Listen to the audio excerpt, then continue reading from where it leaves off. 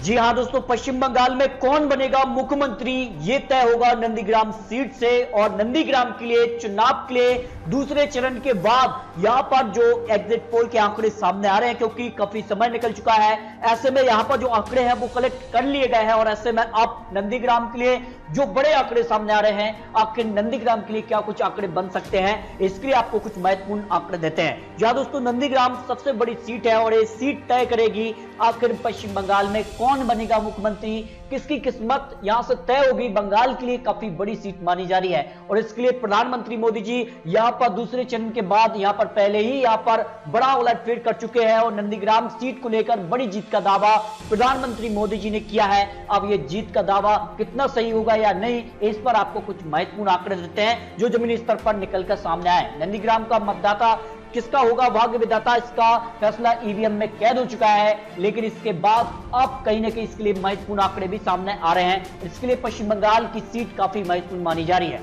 अब किसके दावे में कितना दम दिख रहा है, ये पश्चिम बंगाल के लिए आपको महत्वपूर्ण आंकड़े, क्योंकि बंगाल के लिए तो यहाँ पर अपने अपने आंकड़े और अपने अपने यहाँ पर दावे सभी पार्टियों ने किए, लेकिन ममता बनर्जी ने यहाँ पर शुभेंदु अधिकारी को हराने का एक बड़ा दावा किया है और नंदीग्राम के लिए यहाँ पर उनके पक्ष में ज्यादा यहाँ पर मतदान होने दम भी दिखाया है। लेकिन शुभेंदु अधिकारी ने भी यहां पर ममता बनर्जी को कड़ी टक्कर पश्चिम बंगाल के लिए दी है। और यहां पर बात करें तो शुभेंदु अधिकारी ने यहां पर 50,000 वोटों के अंतर से जीतने का दावा किया है। इसके अलावा अगर बात करें तो बंगाल के लिए अगर नंदीग्राम की बात करें तो नंदीग्राम में 2016 के मुकाबले इस बार मतदान प्रतिशत कम हुआ है, लेकिन 2016 में अगर बात करें तो बीजेपी को सिर्फ 5% वोट मिला था, तब काफी कुछ अंतर था। लेकिन 2019 लोकसभा में काफी कुछ आंकड़े बदले हैं और ऐसे में 2021 में नंदीग्राम का आंकड़ा कैसा बदला है, इसके आंकड़े आपको देते हैं। सीपीआई को 26% 2016 में, टीएमसी को 67% वोट 2016 में नंदीग्राम के लिए मिले थे, लेकिन कैंडिडेट तब शुभेंदु अधिकारी टीएमसी की तरफ से ही थे, लेकिन टीएमसी के छोड़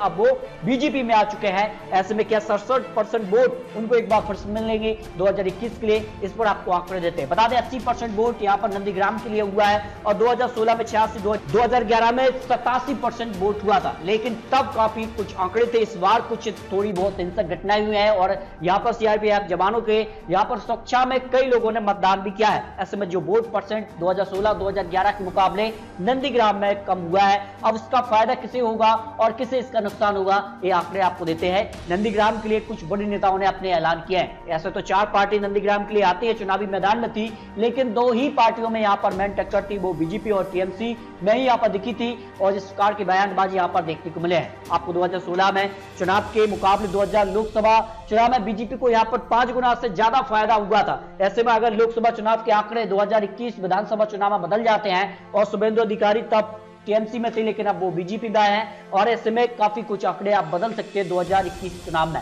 लोकसभा चुनाव में जहां बीजेपी को यहां पर 62,000 से ज्यादा वोट यहां पर नंदीग्राम में मिले थे और यहां पर काफी कुछ यहाँ पर आंकड़े जो है वो अब बदलते नजर आ रहे हैं, जिस प्रकार का माहौल बना हुआ है, जिस प्रकार से यहाँ पर आंकड़े रहे हैं। बता दें आपके लिए कि ये पूर्वी मिदनापुर में सीट आती है। अब ऐसे में अनुमान है कि आखिर भवानीपुर सीट छोड़ नंदीग्राम से ही चुनाव लड़ने का फैसला ममता बनर्जी का क्या सही था या फिर गलत, इस पर आपको कुछ महत्वपूर्ण आंकड़े, यहाँ के आंकड़े तो बीजेपी के पक्ष में दिखने लगे हैं। जिस प्रकार का माहौल बना हुआ था, जिस प्रकार से भवानीपुर में ममता बनर्जी को नुकसान हुआ था, क्योंकि टीएमसी के लिए यहाँ पर काफी अच्छी पकड़ थी, लेकिन भवानीपुर छोड़ वोट यहाँ पर नंदीग्राम से चुनाव लड़ने का बड़ा फैसला लिया था।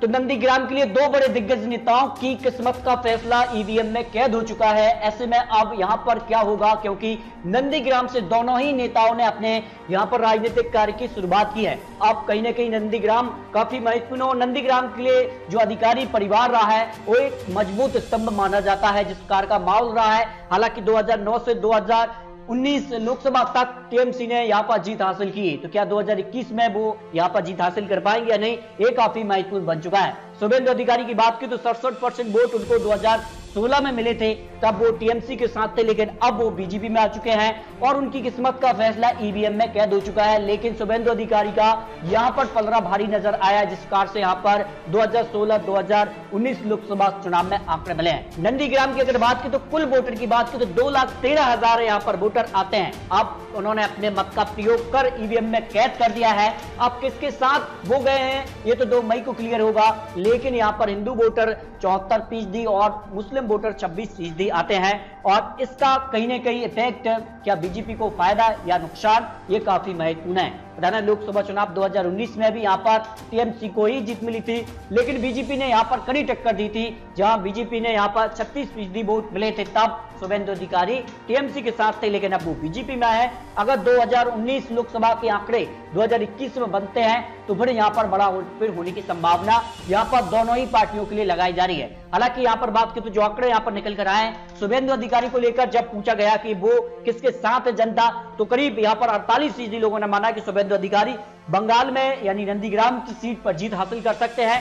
वही ममता बनर्जी के साथ यहाँ पर 52% लोग उन्हें अब यहाँ पर राय दी है कि वो कहीं ना कहीं ममता बनर्जी के साथ एक बार फिर से जा सकते हैं, जिस कार का यहाँ पर माहौल देखने को मिला है। भाई पश्चिम बंगाल के लिए कौन बनेगा मुख्यमंत्री में भी ममता बनर्जी यहाँ पर आगे दिखी है शुभेंदु अधिकारी से, और यहाँ पर करीब 52% लोगों ने भी माना है कि ममता बनर्जी ही मुख्यमंत्री के तौर पर बेस्ट यहाँ पर दिखी है। वही शुभेंदु अधिकारी के लिए यहाँ पर 48% लोगों ने माना है। लेकिन ये तो चुनावी आंकड़े, चुनावी अनुमान है, आने वाले समय में क्या होगा ये तो आने वाला समय ही बताएगा।